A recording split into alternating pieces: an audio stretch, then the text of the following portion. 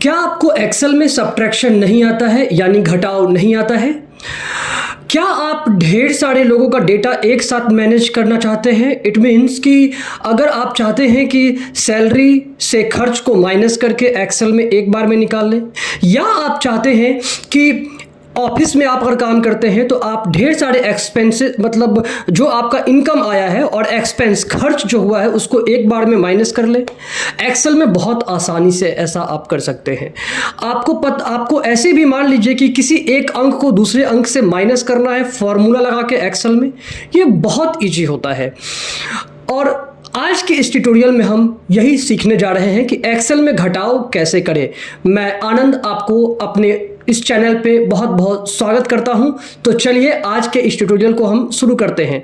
Subtraction सीखने के लिए पहले हमें एक फॉर्म तैयार करना होगा, मतलब एक डेटा तैयार करना होगा जिस पे हम वो सीखेंगे। जैसे मान लीजिए कि मंथली इनकम से एक्स्ट्रा इनकम को घटाना है ना, तो या मंथली इनकम को कॉस्ट से घटाना है, या कुछ भी इस प्रकार से घटाव करना है, तो उसके लिए कुछ चाहिए तो सही। तो फिर से चलिए हम एक्सेल को खोलते हैं। तो विंडोज़+R करेंगे, रन कमांड खुल गया और यहाँ टाइप करेंगे एक्सेल, EXCEL एक्सेल, और एंटर करेंगे, आपका एक्सेल खुल जाएगा। चलिए ठीक है, फिर नेक्स्ट। तो सबसे पहले हम ऊपर टाइप करेंगे यहाँ पर नेम, NAME नेम, फिर आपका मंथली इनकम। तो हम करने क्या वाले हैं कि मंथली इनकम को कॉस्ट यानी कि खर्च से माइनस करेंगे। फॉर एग्जांपल कि यहाँ पे हम लेते हैं मंथली इनकम, तो मंथली इनकम आ गया और ऊपर में हम टाइप यहाँ पे डबल क्लिक करेंगे तो ये फिर से अपने जगह पर चला जाएगा। फिर हम टाइप यहाँ करेंगे एक्स्ट्रा इनकम, एक्स्ट्रा इनकम, फिर ऊपर हम डबल क्लिक करेंगे, अपना जगह ये ले लेगा। तो हम एक्स्ट्रा इनकम को छोड़ देते हैं, हम सीधा करते हैं कॉस्ट यानी कि खर्च। मंथली इनकम को खर्च से हम माइनस कर देंगे, तो सीधा हम यहाँ टाइप करते हैं कॉस्ट, COST, या मंथली एक्सपेंस भी यहाँ पे आप टाइप कर सकते हैं, कोई दिक्कत नहीं है। तो नेम में हम दे देते हैं कि A और B, देन 1 2 3 4 5। आप हो सकता है कि इसमें आप हजारों व्यक्ति, 100 व्यक्ति, जिस प्रकार से आपके यहाँ आपको ज़रूरत है उस हिसाब से यहाँ पे नाम आप दे सकते हैं। फिर आप यहाँ पे मंथली इनकम इनका कितना है, तो मान लीजिए कि A का मंथली इनकम 12,000 रुपया है, B का मंथली इनकम हो सकता है कि 11,000 रुपया हो सकता है मंथली इनकम 40,000 रुपया हो। कॉस्ट यानी कि इनका ये हो गया मंथली इनकम, कॉस्ट एक खर्च कितने, इनका खर्च महीने में कितना है। फॉर एग्जांपल कि ये मंथली इनकम कर पा रहे हैं 12,000 रुपये और महीने का खर्च इनका मात्र 1,500 रुपया ही है, फॉर एग्जांपल मान लेते हैं। वैसे ही बी का मंथली जो खर्च है वो 2,000 रुपया है, हो सकता है मंथली खर्च 10,000 रुपया है। तो अब हम यहाँ पे फाइनल कॉस्ट निकालेंगे, यानी कि जो रिमेनिंग है वो निकालेंगे। तो फाइनल अमाउंट में ऊपर टाइप करते हैं रिमेनिंग, तो REMAINING रिमेनिंग। तो शेष क्या बचा हमारे पास, तो शेष जो बता उसको हम लोग उसको कैसे निकालेंगे। तो अब हम आते हैं एकदम फार्मूला लगाने का, एकदम इसी समय आपको बारीकी से समझना होगा, ध्यान से एकदम समझिएगा। देखिए यहाँ देखिए इस कॉलम में आप देख रहे हैं B है ऊपर में, और यहाँ पे साइड में क्या है, इस रो में देखिए आप यहाँ A में देखिए यहाँ क्या है 2, तो B 2 क्यों लेंगे, क्योंकि यहाँ 2 में 12,000 रुपया है ना। उसी प्रकार C2, तो जैसे ही हम यहाँ टाइप करेंगे B2 तो ये ब्लू हो जाएगा। फिर हम टाइप करेंगे -C2, तो यहाँ पे ये सेलेक्ट हो जाएगा।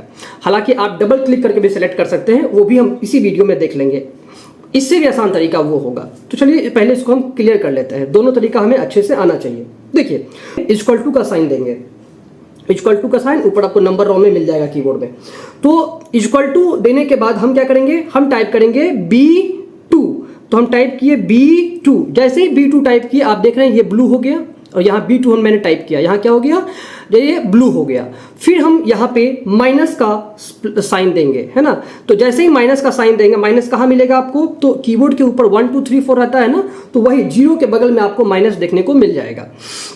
तो माइनस दिए हम, और यहाँ फिर टाइप करेंगे C2 क्यों, क्योंकि C ऊपर से है और किसको हमको माइनस करना है, तो दूसरे नंबर कॉलम में माइनस करना है। तो C2, C वाले रो में और कॉलम क्या है 2, तो C और 2, तो हम टाइप यहाँ पे क्या करेंगे C और 2। जैसे ही टाइप किए तो ये देखिए ग्रीन कलर से सेलेक्ट हो गया है ना। और जैसे यहाँ पे हम एंटर करते हैं तो हमारा टोटल खर्च महीने का निकल कर आ जाता है। तो इसका खर्च ए ने महीने का कितना, ये इनका इनकम कितना है 12,000 रुपया, खर्च कितना हुआ 1,500 रुपया टोटल। अब इसके पास बचा कितना है 10,500 रुपया। अब हम क्या करेंगे देखिए, अब हम सबको थोड़ी ना सब पे हम जा करके ये C2 B2 C3 करते रहेंगे, नहीं। अगर आपको 3 को करना है तो फिर अगर मान लो आप ऐसे ही करना चाहते हो तो क्या टाइप करोगे B3 और C3 यहाँ टाइप करोगे तो आ जाएगा, लेकिन उतना करने का आवश्यकता नहीं है। हम यहाँ क्या करेंगे, हम कॉर्नर पे यहाँ जाएंगे और ये देख रहे हैं जैसे ही ये जो कर्सर है, ये कर्सर यहाँ लेकर जाते हैं हम तो ये पतला प्लस बन जाता है। जो मोटा प्लस बन रहा है यहाँ पे लेके जाता है, पतला सा प्लस बन जा रहा है। प्लस जैसे ही बनता है तो आप क्या करेंगे कि माउस से माउस से लेफ्ट क्लिक करेंगे और इसको नीचे की तरफ लेकर के आएंगे। जैसे ही नीचे की तरफ आप खींचते हैं तो ये सब में फॉर्मूला अपने आप अप्लाई हो जाएगा और आपका आंसर सारा निकल करके आ जाएगा। तो आज आपने सिंपल एक्सेल के अंदर माइनस यानी कि सब्ट्रैक्शन करना बहुत इजी वे में सीख लिया है। और इससे भी आसान तरीका मैं आपको बताता हूं। फॉर एग्जाम्पल कि आपको ये C2 और B2 लिखना नहीं है तो आप क्या करोगे, सीधा इस पे जो 12,000 वाले हैं जिसको आपको माइनस करना है उस पर आप डबल क्लिक करोगे। तो जैसे ही आप यहाँ पे डबल क्लिक करोगे, फॉर एग्जाम्पल यहाँ पहले हम प्लस कर लेते हैं, यहाँ पे पहले हम इक्वल टू कर लेते हैं। तो इक्वल टू किए और फिर यहाँ पे आकर के हम डबल क्लिक किए तो ये अपने आप देखिए B2 ले लिया। और फिर प्लस हम कर लेंगे, माइनस यहाँ से कर लेंगे और फिर से इस पे जाके हम 15,000 वाले पे डबल क्लिक करेंगे। C2 हो गया, एंटर कर देंगे, आंसर निकल कर आ गया। और साइड में हम जाकर के यहाँ से साइड में जाकर के इस जगह पे कॉर्नर पे हम इसको नीचे की तरफ खींच देंगे। जैसे ही खींचेंगे सब पे आंसर चला आएगा, है ना। तो हम 2 तरीके से आप आज सब्ट्रैक्शन करना एक्सेल के अंदर सीख लिए हैं। बहुत इजी था और इससे इजीएस्ट वे सब्ट्रैक्शन का नहीं हो सकता है।